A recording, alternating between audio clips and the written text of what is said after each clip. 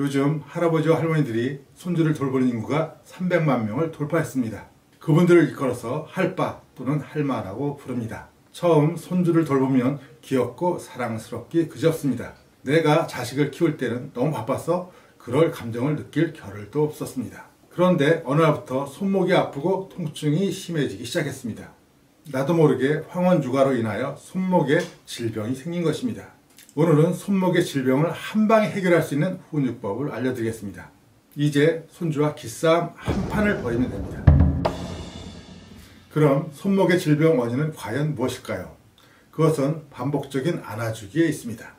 물론 가끔 안아주는 것은 별로 상관이 없습니다. 문제는 반복적이고 지속적으로 안아줄 때 질병으로 연결이 됩니다. 안아주기에서 무엇이 문제일까요? 그것은 할마가 잘못된 자세로 손주를 안아주기에 있습니다. 주로 손목에 힘으로 안다 보니 손목에 과도한 체중이 실리게 됩니다. 더구나 반복적이고 지속적으로 안아주면서 손목에 무리가 가고 질병이 됩니다. 또한 손목 질병의 근본적인 원인은 잘못된 훈육법에 있습니다. 아이가 울면 당연히 안아주고 울음을 그치면 내려놓습니다. 문제는 아이가 계속 안아달라고 울 때의 대처입니다. 아이가 우니까 당연히 안아줘야 된다고 생각합니다. 심지어 손목이 아픈데도 불구하고 아이를 계속 안아주려고 합니다. 그 결과 손목의 힘줄이 늘어나면서 손목 건초염이나 손목 터널 증후군으로 발달합니다. 여기서 할마의 생각이 틀렸습니다. 아이가 올 때 무조건 안아주는 것을 사랑이라고 생각했습니다. 그러나 그것은 틀렸습니다. 그것은 넘치는 사랑, 잘못된 사랑이었습니다. 결국 할마의 손목 힘줄이 늘어나는 원인이 되었습니다. 그럼 과연 어떻게 해야 될까요? 이런 경우 단호한 훈육이 필요합니다. 그동안의 경험을 살펴보면 아이가 울면 안아주고 아이가 다시 울면 또 안아줌으로써 이제 아이가 울기만 하면 할머니가 자동으로 안아준다는 잘못된 시그널을 아이에게 보낸 것입니다. 이제 아이가 울어도 아이를 안아주지 마세요. 울더라도 잠시 기다려주세요. 가슴이 찢어지는 듯한 느낌이 들더라도 안아주지 마세요. 이제 아이와 기싸움 한 판을 벌여야 합니다. 올바른 훈육을 해야 합니다. 아이가 울기 시작해서 5분 정도가 지나면 아이에게 다가가세요.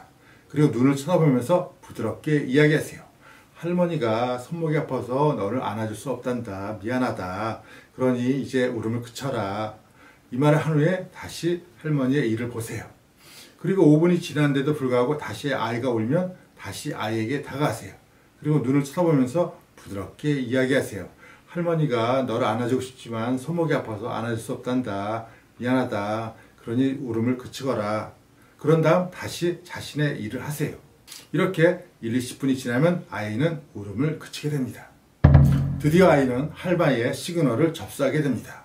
더 이상 울어도 할마가 안아주지 않는다는 것을 알게 됩니다. 이것이 올바른 훈육입니다. 할마가 아이를 안아줄 때도 기준이 있습니다. 그것은 아이의 기분이나 태도가 아니라 할마의 손목 건강 상태입니다. 할마의 손목이 건강하다면 자주 안아줘도 별 문제가 없지만 할마의 손목이 이상했다면 절대 안아주면 안 됩니다. 모든 할마들은 손주를 사랑합니다. 그러나 손목에 통증이 있는데도 불구하고 자주 안아주는 것은 소탐대실입니다. 자칫 할마의 넘치는 사랑이 진정한 사랑이라고 착각하기도 합니다. 그러나 전혀 그렇지 않습니다. 할마가 건강해야 손주를 오랫동안 돌볼 수 있습니다.